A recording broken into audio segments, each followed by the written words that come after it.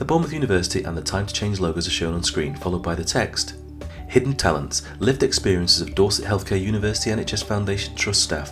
Mike Oates, chaplain, Donna Jenkins, administrator, Sarah Clark, support worker, and Hannah Plunt, mental health nurse. This video is part of the equality and diversity outreach work being undertaken at BU. The screen layout shows the following logos: Bournemouth University, Dorset Mental Health Forum, Dorset Healthcare University NHS Foundation Trust, the Richmond Fellowship, Borough of Poole, and Dorset Police, with the title Mental Health Awareness Week 2014. The area on the left is video and the area on the right are slides that the speakers are talking about. The first slide reads Hidden Talents, lived experiences of Dorset Healthcare staff. Mike and the rest of the speakers introduce themselves. It's lovely to see everybody here and welcome you to this presentation of Hidden Talents at the start of Mental Health Awareness Week, and it's very important to us to be able to share this with you and for many people to support in that project. Please do have some nibbles on your way out if you haven't already. It's our way of saying thank you for coming, and we really do appreciate you coming out. So also take away the bits of paper that have been offered. It's been organised by Donna, who is our marvellous administrator, and she's done a marvellous task in pulling all those bits of paper together, and they are very useful bits to take with you. My name's Mike. I am the Mike Oates. I'm the chaplain to Mental Health Trust in Dorset, and I'll ask my colleagues to introduce themselves. I'm Donna Jenkins, and I'm the Recovery Education Centre Administrator for Dorset Healthcare. Okay, I'm Sarah Clark. I'm a third year occupational therapy student. I also work as a bank support worker.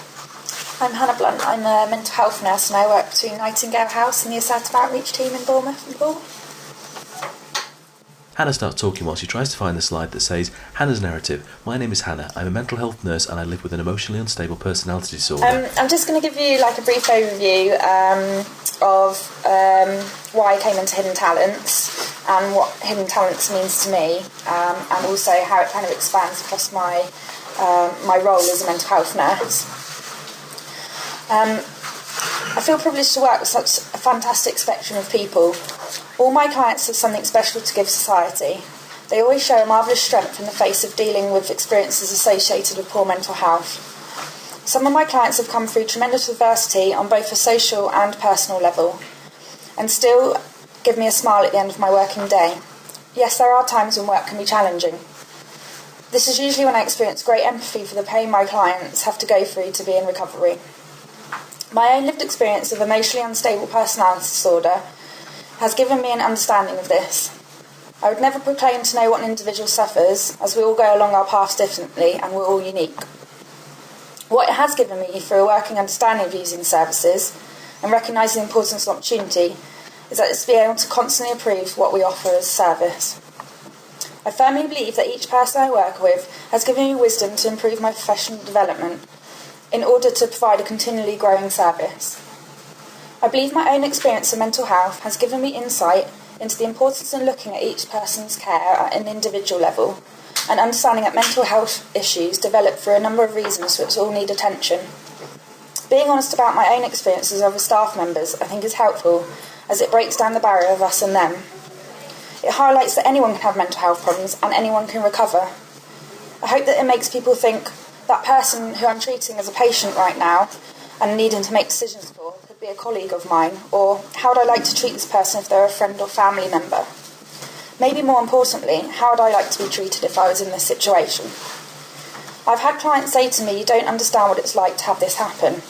I always answer, "No, I don't, but I do have struggles like anyone else, and I have faith that you can get through this." Having hope is one of the most important things you can hold for a person in mental distress, and when the light at the tunnel can sometimes be faint and hard to walk towards. I also believe one of the most important things we can do as professionals is offer our clients as much choice as possible in their care and value their expertise in their own health. I believe we can apply the customer knows best in many areas of care delivery. My own experience has taught me that feeling in control of your life when you're unwell is very important with recovery from episodes of mental distress, and being trusted in your own decision making as far as reasonably practical. Recovery is a journey, and the most important thing is being accepted for your struggles, the ups and downs, and for people to appreciate that out of a struggle brings strength and wisdom. Being human entails learning from your experience from birth to death and embracing the journey that this takes you. Thank you. Thank you. Hannah reads the information on the slides as they change. So I'm going to start with talking about the Hidden Talent Project as a whole. It started in 2010 as part of a wider body of work.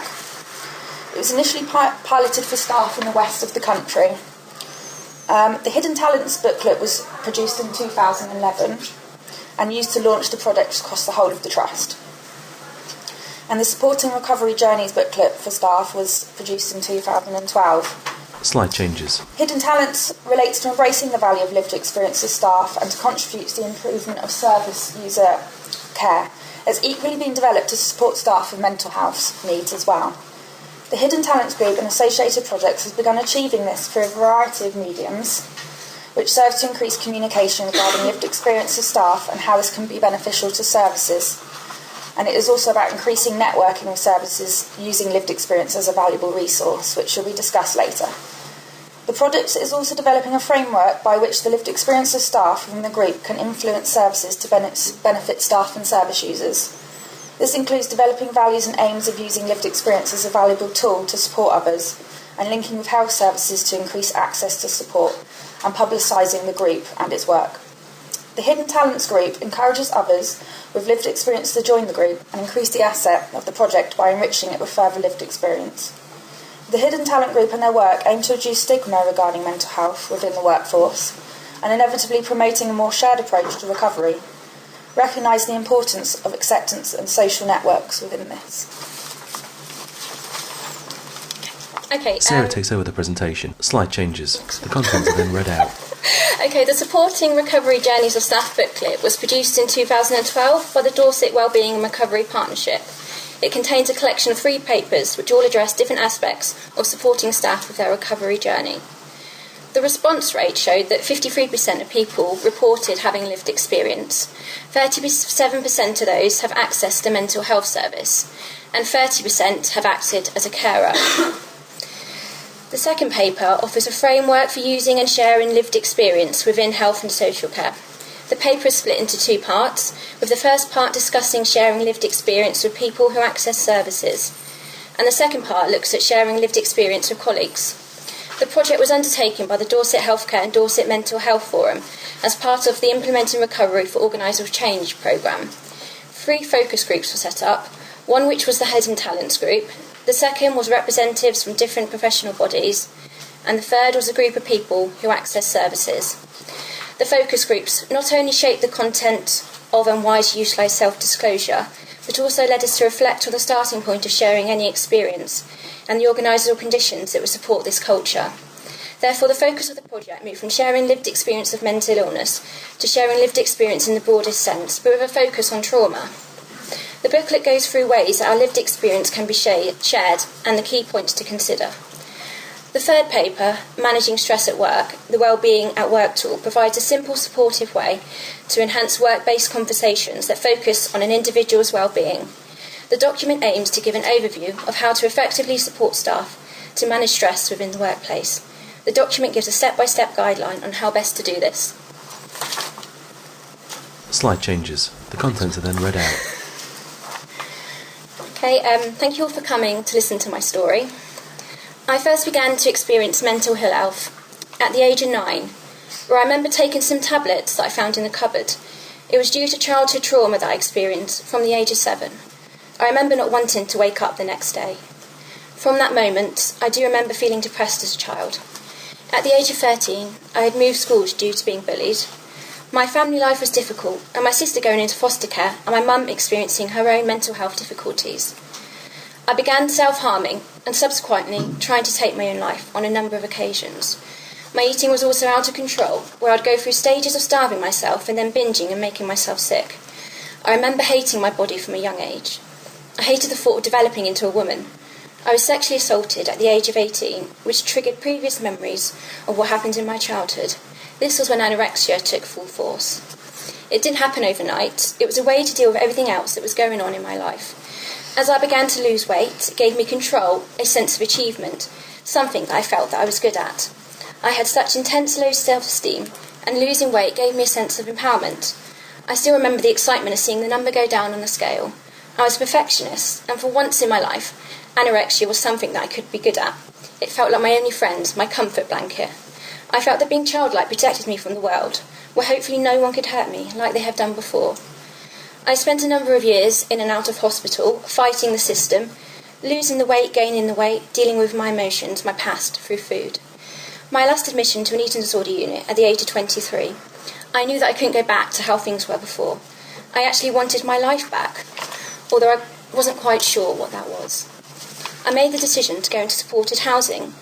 Going home back to the home environment resulted in relapse. As much as I loved my mum, our illnesses both fed off each other. I entered supported housing at still a low weight, but other things had to improve before I could begin to overcome anorexia. The supported house place I was in treated me like a person, not as an illness, as what my experience in hospital had been. They worked on what I wanted to achieve. It was the first time I thought of recovery. Previously, recovery was seen as a cure, where I had completely let go, and I couldn't imagine living without anorexia, as it had been my only coping mechanism. I began to see recovery as a way to manage my illness, do the things that are still important to me. I learned a journey of self-discovery, one of which I am still on. I began to find my own identity and begin to break free from the constraints that my illness had on me. I began to receive therapy for post-traumatic stress disorder, which has haunted me for years and had led me to cope using unhelpful coping mechanisms. It was challenging, but the supported house place gave me additional support when old memories came to resurface. I began to find ways to manage the flashbacks and memories and accept my body to develop into that of a woman. During my time in supported housing, I took up cycling. At first, I do admit it was to please my eating disorder, but I actually enjoyed it, and it was then that my illness started to take a step back. Cycling and being low weight is a recipe for disaster. I found something that I could be good at. It gave me a sense of achievement, similar to what anorexia had given me. I realised that I had become in charge of my own recovery. The occupations that I was engaging with had a positive influence on my mental health. It actually helped me to develop a more positive attitude towards my body image, and the endorphins it released helped my mood. I didn't wake up overnight and decide, today I'm going to be well. Things gradually led up to it. I began to gain my own identity. Anorexia had been my identity for so long, and I was beginning to find out who I was. I remember attending my younger sister's graduation and thinking, I need to do something with my life. Then I thought of training to be an occupational therapist. I remember the occupational therapist I met on the ward. She had been my DBT therapist and helped me to move into supported housing. When I looked into it more, I realised how my own activities of cycling had really helped my recovery. And when I think about it now, it is only now I can recognise how important it is to have routine and meaning in your life. I applied to do an access course, which was challenging, as despite the work I'd done in supported housing, I was very out of touch from normal life. Most of my teenager and adult years had been stuck inside the mental health system. I felt much institutionalised. There were people with babies, families. I felt so alone. I cried for the first few weeks, thinking I couldn't do it, but I stuck at it. I remembered how determined I was to lose weight, so I used this determination to stay well. During the year that my place to university was deferred, was the year I met my now husband. We had only been together for a month, when I ended up being sectioned and admitted to hospital, due to a close friend of mine dying, and me trying to take my own life on a number of occasions. I sent him a message telling him everything about how crazy I was, expecting him to run for the hills. But despite this, he stuck by me, and is now training to be a mental health nurse. He has been tremendous support over the years, and still continues to be one. He has helped me to trust men again. He was my first relationship, and I know for certain he'll be my last. I would say, now I am in recovery, I will always be in recovery, and managing to live with mental illness. As will be explained in more details, Hidden Talents is a group for people with lived experience of mental illness and trauma who work within Dorset Healthcare. Through being part of this group, it has made me realise it's perfectly okay to experience mental illness and be able to work in mental health as an occupational therapist. I haven't always felt this to be possible. When I started uni, I kept my illness quiet due to my place being deferred because of my illness. I felt scared that if anyone knew, I would no longer be able to continue with my studies. I was scared of what people thought, how they would judge me. I wanted a new start. However, I realised that my past experiences have made me who I am today. I have something that not many people have, insight into mental illness. All my experiences have made me more insightful and given me a passion to support others. I wouldn't be training to be an occupational therapist if it wasn't just because of my own mental illness. I just want to end on a message that a friend of mine from hospital left for me last week. Your wedding was beautiful, and the photographs are all stunning. Whenever I feel scared, stubborn, when it feels like everything is just getting worse instead of better, I will look at those photos and remind myself of everything that is possible, as long as I never give up. I also need to remember that there is no quick fix, no magical way, no threshold to pass that dictates I'm recovered. But every day has a mini medal, little steps that make me stronger and more determined not to look back, because I bet that not a moment goes by that you don't value each and every one of your mini medals and always look forward to your next one. I feel it sums up recovery. What she said was so true, and for me today, speaking out has been one of those mini medals.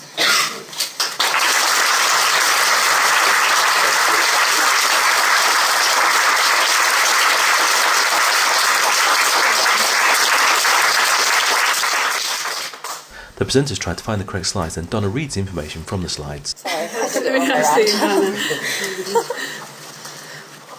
So we're going to talk a little bit about the Hidden Talents relaunch.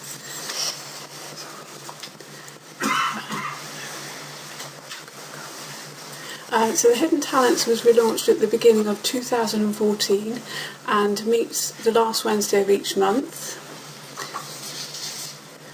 Mike takes over the presentation. And we seek to include both east and west of region, and we've been oscillating between Dorchester and Poole, and that may change as we grow. We seek to include social things as well, and a good curry occasionally.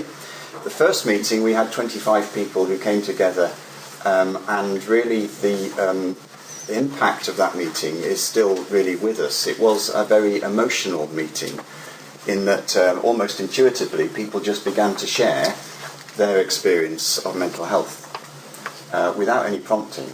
It was what we were there for. We knew we carry this experience with us. We knew we were committed to our work, and we knew we should be able to join them together. And we felt intuitively again that we'd find a structure to do that, and Hidden Talents was the way we felt that was going to happen. And the impact was documentary level. It was really powerful in the room and then afterwards, and the momentum of that is still being carried.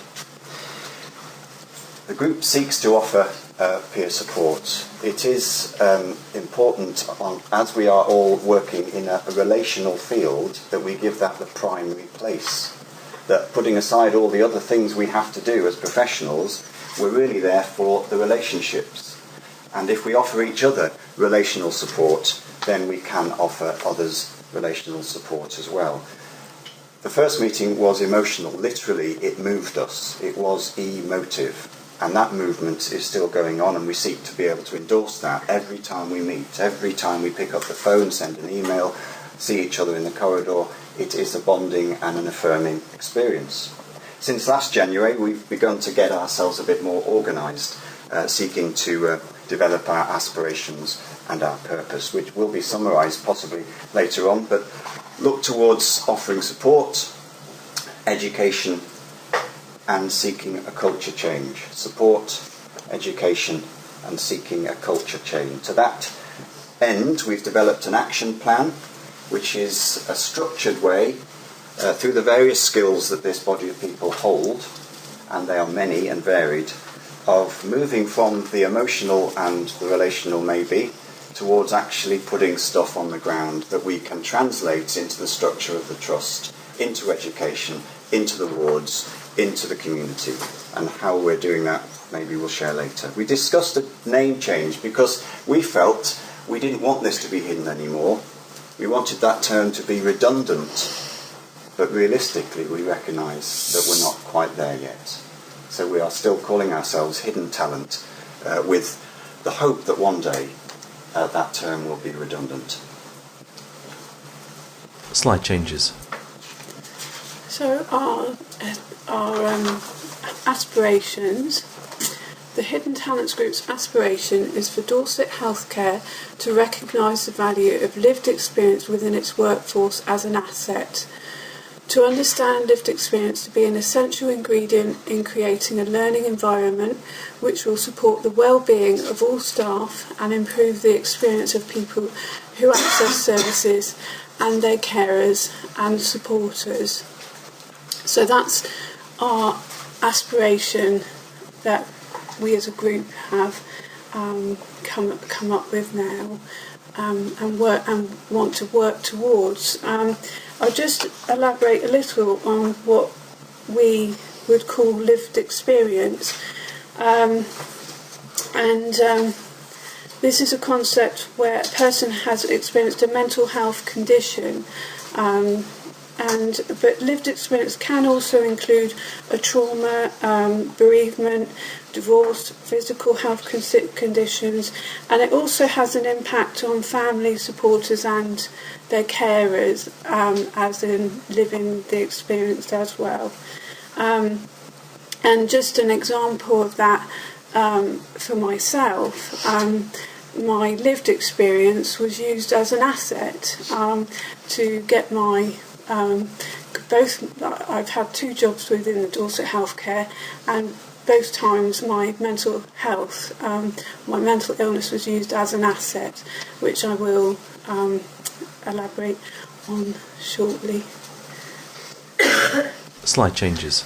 The contents are then read out.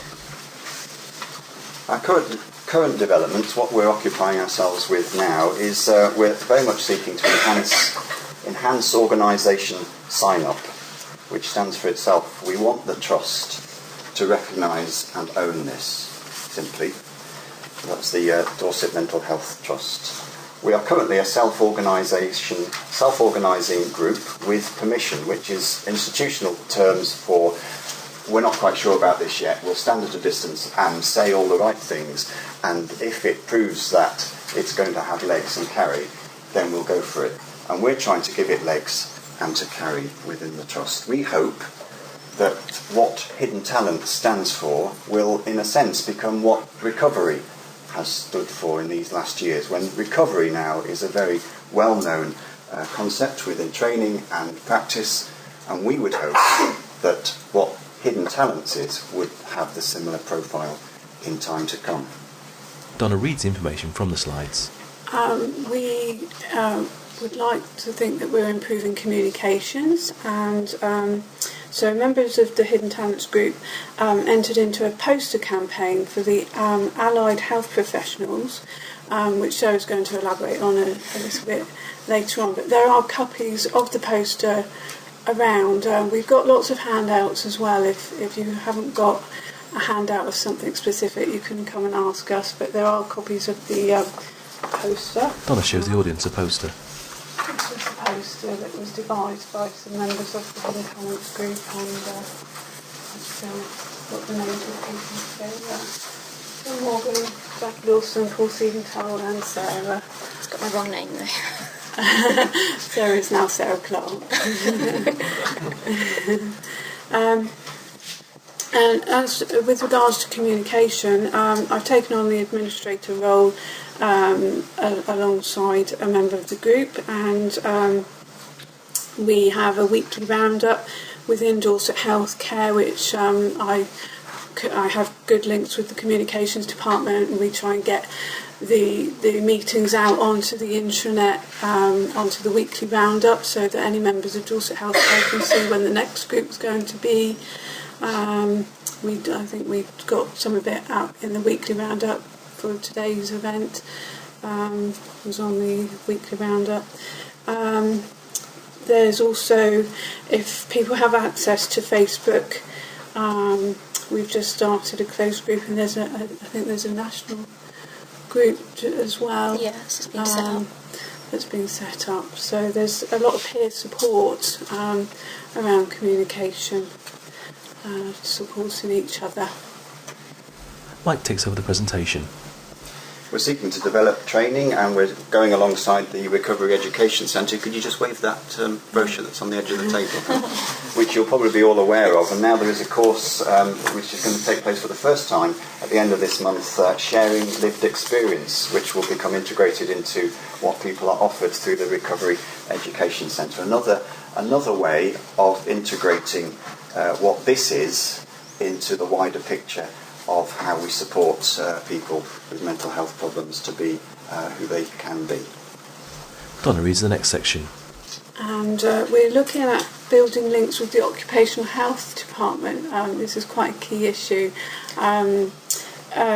which is it's an ongoing development, and in the very early stages we find that we want to just try and build a link for Occupational Health within the Hidden Talents group. So like I say, it's very early stages, and we're just looking at going forward with that item. Mike reads the next part. We're developing a buddy system. Now, this is a word I struggle with, to be honest. It might be my age, but I don't see myself as a buddy. I can be a good friend, I can listen, I can send emails, texts, I can probably even manage a Twitter or a Facebook. I can be there for people, I can meet them in the corridor and smile at them. I can be in the same building and know that they're in the same building, and as such, we're there for each other. If that adds up to being a buddy, then that's fine. We're seeking to develop a system whereby staff can support each other in the work they do, they're committed to, but also recognising that we experience mental health problems, and how that actually pans out, we're not quite sure, but there will be a survey made available to you for your to have a look at a little bit later on, and we're in the process of developing that system through that. Donna reads the slide. We are looking at setting up peer support groups, or we were thinking of a couple of members of the Hidden Talents group have discussed this. We did talk about breaking into East and West to cover, because obviously we cover the whole of Dorset, to cover both areas, and a couple of our group are going to come and talk about peer support, and I've also done some peer support group training myself, so have a bit of experience with how a peer support group should look, but that again is another item that we're looking into setting up, and we also offer peer support via Facebook for people that do have access, and obviously Twitter. Mike finishes off this slide. So Hidden Talents is a brilliant idea, but like all brilliant ideas, it just doesn't happen in one place. It tends to express itself at the same time within a culture in different places, and so we are not alone. Leeds, Norfolk and Suffolk trusts, and Oxley's and Nottingham are also pioneering this idea of hidden talents for professionals within the trust, and also Derby and Devon are very interested in pursuing this. So there's a sort of national movement, and it's worth maybe keeping an eye on that as to how it develops, and we're very much in conversation with those groups to help us on our way. Slide changes and shows a picture of Donna playing the saxophone. She reads the information from the slide. Okay, so this is me, and I'm administrator for the Recovery Education Centre. I'm going to give you my narrative. I need to speak up. Okay. I'm trying to speak up a bit. Sorry.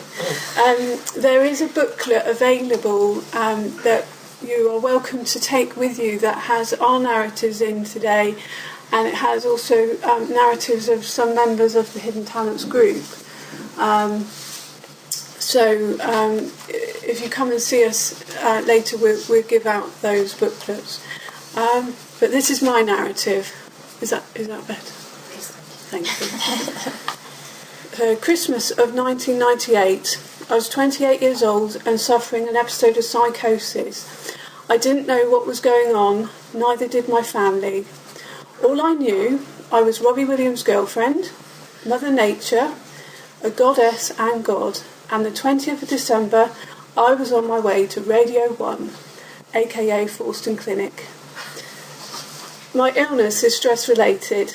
My job and personal life were very stressful at this time, but I do believe that attending a hypnotic session and then 4 sessions of NLP, neuro-linguistic programming sessions, were the trigger. If anybody can throw any light on hypnosis or NLP to this effect, I would be grateful. I spent the next 9 years having episodes, although my insight was growing each time, and I was slowly taking control of it instead of it controlling me. My diagnosis changed from psychosis to bipolar affective disorder to my current diagnosis of schizoaffective disorder. In between each episode, I would return to work. My employers at that time were very supportive. My role when I became unwell was a social work assistant in a childcare team, but I was redeployed back into an administrative role. My hopes and dreams had been to be a social worker. I also undertook part-time youth work. I always remember as well taking a British Sign Language course whilst in recovery and passing. Relationships were a little difficult to sustain. I did get married, but unfortunately this broke down. However, I do have 2 beautiful stepdaughters and a gorgeous step-granddaughter, and do keep in touch with them and their partners. Recovery was paramount to me, and I was aided by the NSF, which was then the National Schizophrenia Fellowship, now Rethink, my CPN, regular visits to my psychiatrist, family, friends and work. I would literally bounce back. I was actually nicknamed Tigger, as I would bounce around for some strange reason. This was my manic side creeping in. I currently have been well since 2009, where a minor episode occurred, but my control kept me out of hospital. Along with medication, excellent support from my family, friends and a partner, I lead a fulfilling life, working, and I also play saxophone and sing in a band. I wanted to give something back to mental health, so applied for a post with Dorset Healthcare as a secretary to the Director of Mental Health. I didn't get that particular role, however, my lived experience was treated as an asset. It was from this day on that I was introduced to the hidden talents. I was invited back and offered another post within the Mental Health Directorate. I was in. A role became available for Recovery Education Centre Administrator. I had to have it. I applied and I got an interview, and again my lived experience was used as an asset, and I got the job where I happily remain today. To me, mental illness has been a blessing. I've met some wonderful people, interesting. I have gained insight into a world some may call crazy. I even taught an unteachable guy how to knit whilst in hospital. My psychiatrist at the time said, "Donna, how did you do that? What an achievement." I'm truly blessed. Thank you for listening. Slide changes and shows a picture of Mike smiling with the title Mike's Narrative. I was raised in a loving family who moved around quite a bit when I was young. We were quite a nuclear family it might be described, and I was very close to my brother. I felt safe, loved and affirmed. However, I grew up in the 1970s, at the height of what we call the Cold War. Messages came into my safe world that there were threats, and threats way beyond anyone's imaginings, of such magnitude that most people struggled even to talk about them. These fears crept in, they flared with TV news and public information films, and the bravado of friends that I was realising I did not share. I registered my first sense of something deep, dreadful and disturbing when I was about 11. I shared my fears with my mum, and she did her best, but the worry was in and was nurtured as well as being distressing. Time and adolescence unfolded and occupied me, and perspective was gained. In my middle teens, I attended a Christian holiday week through my school. I found there friendship, a message of security, and a glimpse of a world that had at its centre a higher power than all the forces and threats that I had sensed and flown from.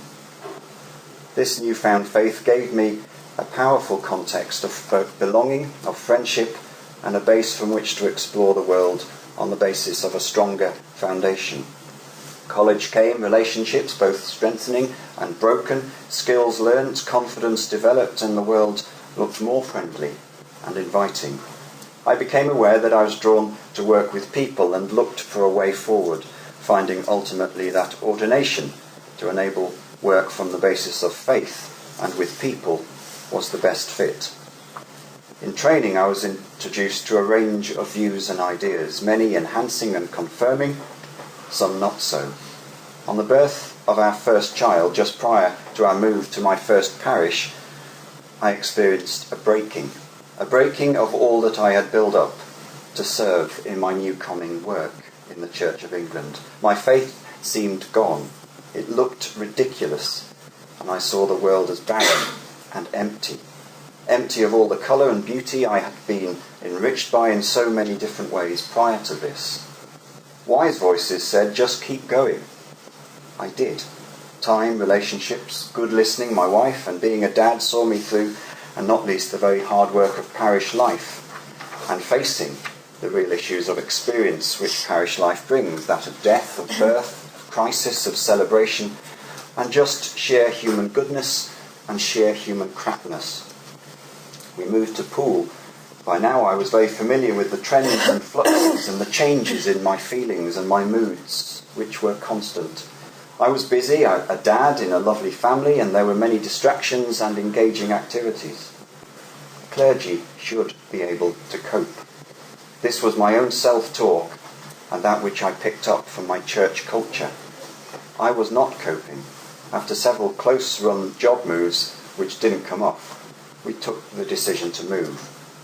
I resigned, almost unheard of in vicars in their mid-40s unless they are ill. I was pretending I wasn't. We moved house. I started training as a counsellor. My wife moved to full-time work. I visited the doctor and started medication. It was effective, and over the last 8 years or so I've been up and down, changed medication, changed back, received very helpful counselling, attended CBT, consulted a psychiatrist, and most amazing of all, found my most fulfilling role to date as chaplain to an acute mental health trust. Amidst the creativity and the space and opportunity of this role, I still experience times of depression and anxiety. In this role, I am face to face very often with myself.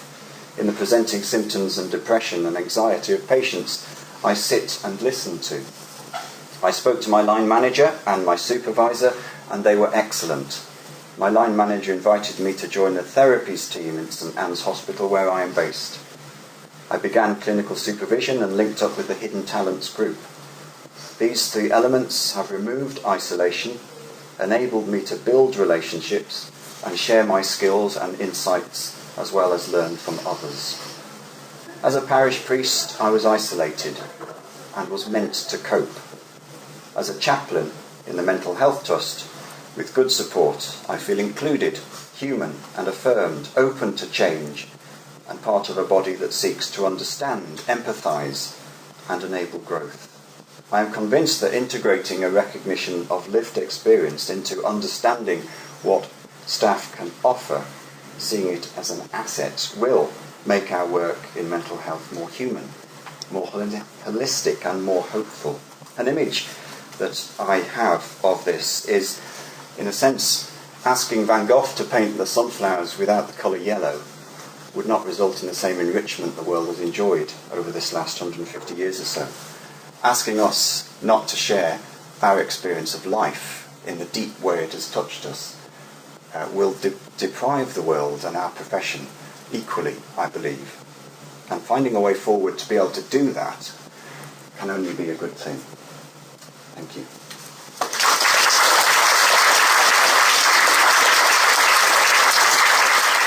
Sarah speaks and a picture of her poster is displayed on the screen. Last May, myself and some others from the Hidden Talents group submitted an abstract to the Allied Health Professional Poster Conference at Dorset Healthcare, which was launched on the 30th of July at Sentinel House, which is the Trust headquarters. Some of the aims of the conference were to share good practice and create a culture of inquiry and learning. The poster that was submitted aimed to show how, through utilising the expertise of staff with lived experience of mental illness and trauma, can improve practice. It was seen as a cycle of change, where the first step is to raise awareness, which helps break down the them and us perception, which then challenges the stigma. And through challenging the stigma, it can change culture, which improves staff well-being and can improve practice. People who access services has stated when a clinician has shared their lived experience, they found it to be helpful towards their recovery. Through improving practice, it creates opportunities to enhance practice and gives a balanced understanding of academic expertise and lived experience expertise. Donna speaks and the slide changes. The title reads Buddy System. She explains the slide. This is the survey that we devised just in-house. This survey,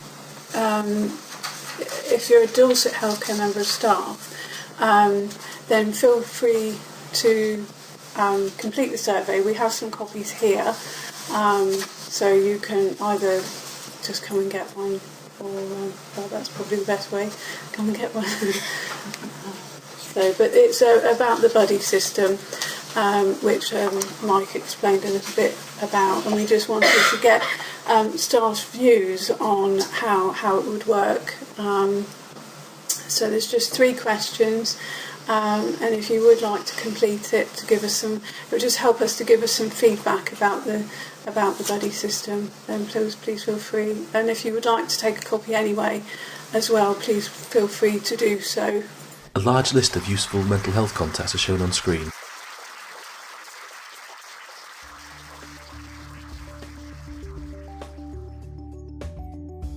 Text reads, if you would like to find out more about the Dignity, Diversity and Equality work at the University, please contact Dr James Pelfman-Kay, Equality and Diversity Advisor. Email diversity@bournemouth.ac.uk, www.bournemouth.ac.uk/diversity. The BU logo is then shown. This is the end of the video.